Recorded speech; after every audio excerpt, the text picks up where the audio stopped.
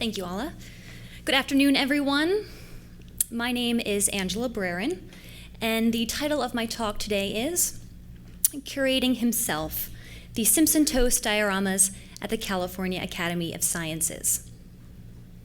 So inside Golden Gate Park is one of San Francisco's most treasured cultural centers, the California Academy of Sciences. It is both a popular museum and a leading-edge research institution that offers its visitors entertaining and educational presentations of science. The Academy's African Hall displays 12 habitat dioramas that were crafted at the beginning of the 20th century. On the surface, these dioramas seem to be simple presentations of animals in their native contexts, but today I will argue that the dioramas in fact reflect two distinct and historically specific constructions of American masculinity. The aristocratic and triumphant masculinity embodied by the diorama's founding patron, Leslie Simpson, and a more modern administrative masculinity embodied by their original curator, Frank Tose. So I'll begin my talk today with a brief genealogy of habitat dioramas, after which I'll break the remainder of my time into two parts. The first part I'll focus on Leslie Simpson, and the second on Tose.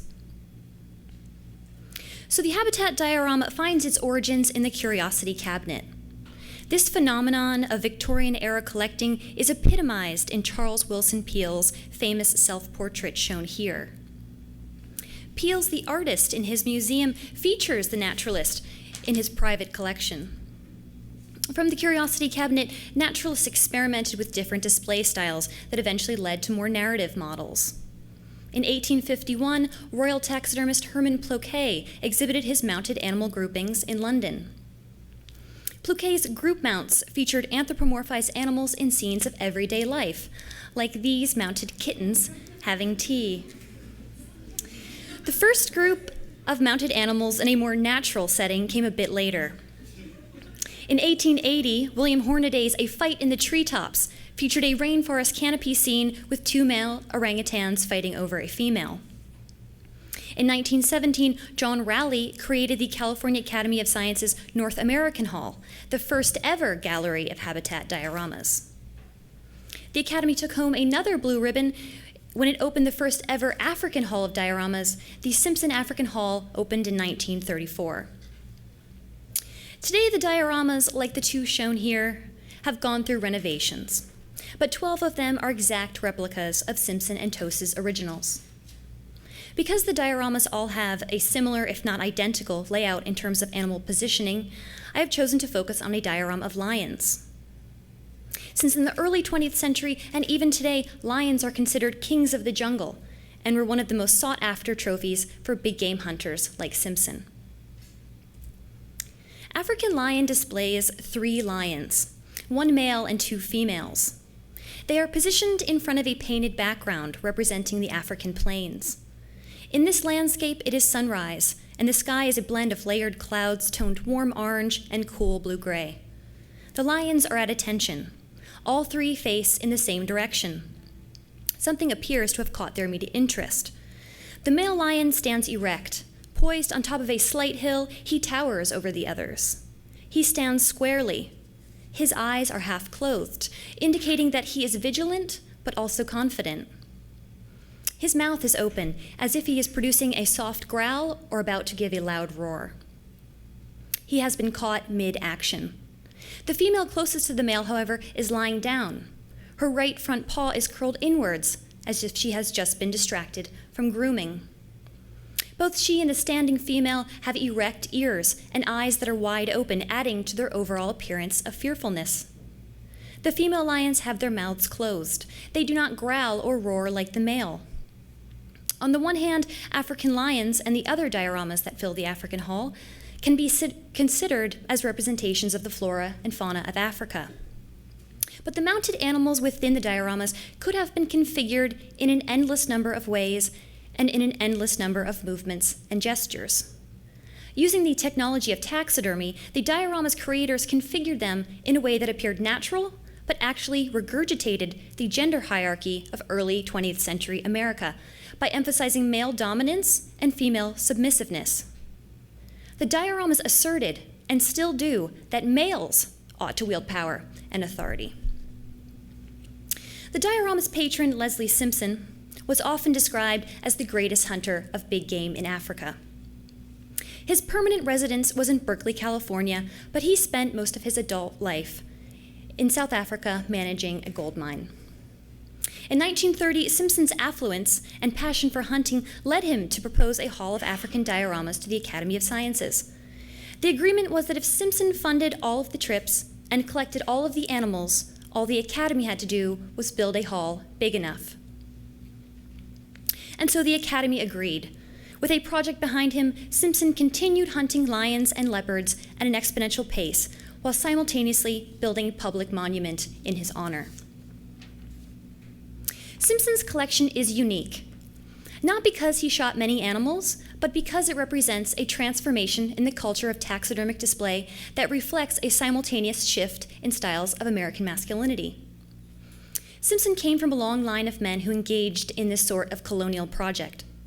Before Simpson, there was Theodore Roosevelt, U.S. President from 1901 to 1909 and a notorious big game hunter. At the end of his presidency, he and his son Kermit took a trip to East Africa where they killed hundreds of animals, like this Cape buffalo. As president and politician, Roosevelt warned the American public against letting their boys become decadent and over-civilized.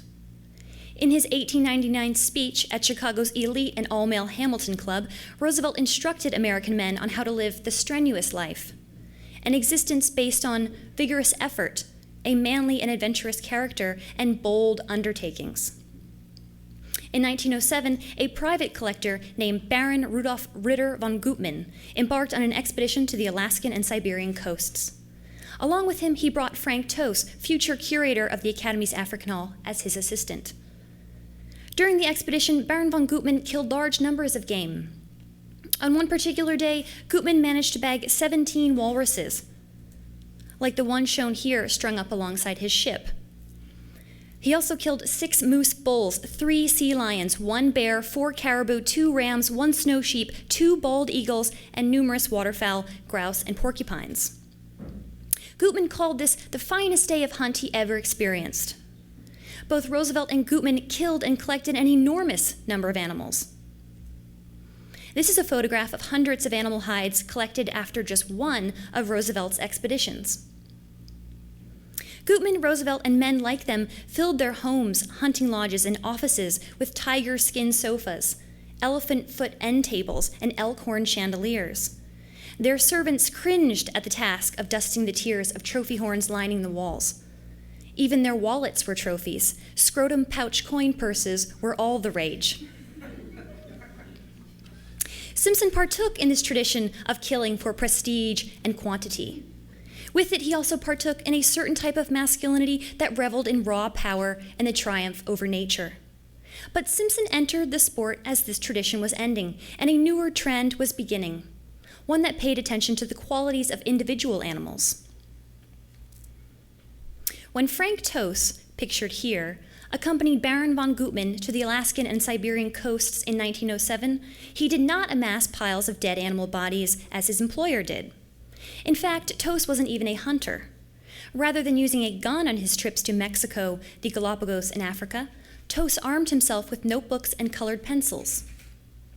Tos may have walked alongside the great hunters, but he did not follow in their footsteps. As a scientist and a museum preparator, he was a different kind of man. Tos did not kill. Instead, he used the art of taxidermy to create a vision of life out of death. In 1922, with just 5 years at the Academy under his belt, Tos was promoted to the position of Chief of Exhibits and subsequently put in charge of managing the entire African Hall project. The Academy thought Tos was the perfect fit. They described him as gifted in every line of the museum preparator's art, one of the few men who could, alone and unaided, create a complete and satisfying habitat group, mounting the animals, building the rock work, reproducing the vegetation, painting a convincing background, and achieving a balanced lighting effect. As facilitator of the project, Tos differed from Simpson. Cloaked in the professionalism of his long, light-colored lab coat, Tos turns to reason, modernity, and light. More specifically, African Hall is built on the basis of Tos's employment of an administrative method. Tos held standards of cleanliness, control, and discipline, and these aided him in establishing order and efficiency. Tos was a manager, and he succeeded in getting the job done. This was his greatest claim to manhood. Further, by bringing the Simpson African Hall to fruition, Tos also aided scientific and therefore national progress. His style of masculinity was one that trumpeted the greatness of the nation not through brute force and bloodshed like the men that came before him, but through creation, delegation, and professionalism. Unlike Simpson, self-effacement and restraint brought Tos closer to the new masculine ideal. Restraint played a big part in Tos's affect and art practice. Through taxidermy, a process of pinning, cutting, and stretching bloody, mutilated bodies, Tos restrained chaos and dirt. Tos's displays were a perfectionist account of life, far different from the great hunters' lodges and trophy rooms that existed to illustrate power through an abundance of kills. His creatures appeared lifelike, so lifelike in fact that Tos said he knew his taxidermy was successful when it looked as though the mounted animal could walk out of the exhibit and into Golden Gate Park. To make this perfect vision permanent, Tos would have needed to use scalpels and knives, along with other tools of the taxidermist trade. Shown here are the popular skin scraper, bone cutter, hacksaw, and pinking irons. Taxidermists also sterilized and scrubbed obsessively. Like shown in this photo from the American Museum of Natural History, they used fine-toothed combs to go through animal fur. Every detail counted. So if we revisit African lions, we can see how the symbolism in Tos's presentation of animal bodies imparts an idealization of male power. The male lion is the focus of the diorama. He is elevated over the others, and as such, he claims his females and his land. Tos stitched closed and glued shut the female lions' mouths. There is no need for them to speak, since they are not the rightful agents of Western culture, keeping in line with early 20th century conceptions of femininity. But Tos opened the male's mouth, exposing his large canines. His capacity for violence will ensure that he is heard. Tos's displays were not like the great hunters' lodges and trophy rooms full of mounted animal heads and horns. They were reflections of familiar human social dynamics. Tos relied on the creation of images of gender inequality to make it as a working-class immigrant jack-of-all-trades in America. Tos was originally from England and is said to have grown up under conditions of poverty and adversity. It was beneficial, if not crucial, to his success that he identify with the evolving middle class. As a modern middle-class man, Tos relied on the naturalization of male dominance and reproduced images of it as a means of achieving the American dream. Domestic life situated Tos at the head of the family of man and ever closer to a masculine ideal. This reorienting from a triumphant and aristocratic masculinity to a more self-effacing managerial one was less overt in its ambitions, but a much more manageable endeavor. On October 31st, 1939, the Berkeley Daily Gazette ran an article with the headline, "Leslie Simpson, Noted Explorer, is Suicide." The Gazette writes that on the day of his death, Simpson directed his Japanese houseboy to summon his private physician to his house in the Berkeley Hills. While the doctor was driving to the house, Simpson organized his belongings and wrote a note to the doctor instructing him to notify the Bank of California trust departments to square his accounts. The preparations Simpson makes just minutes before his death are similar to the preparations he would have made for an animal kill. For instance, Simpson makes sure his body and the mess created by his suicide will be cleaned up. Simpson leaves instructions on how to square his accounts on what to do next. In effect, Simpson prepares to stuff and pickle himself. Along with it, he stuffs and pickles the outdated triumphant masculinity that he championed along with Roosevelt. These men were dead, literally, but the contest over what type of man ought to claim the right to lead the nation continued. Peale's self-portrait, Pluquet's stuffed kittens, and the dioramas of African Hall are all visual artifacts of cultural change. They remind us that even gender has a history, and that Simpson and Tos represent just one point on the map of that history's terrain. At the turn of the 20th century, masculinity was once again remade, although the new form relied on an old story. The bodies of animals and women were, as they would be countless times in the future, positioned as both props and the battlefield for the right to male power. Thank you.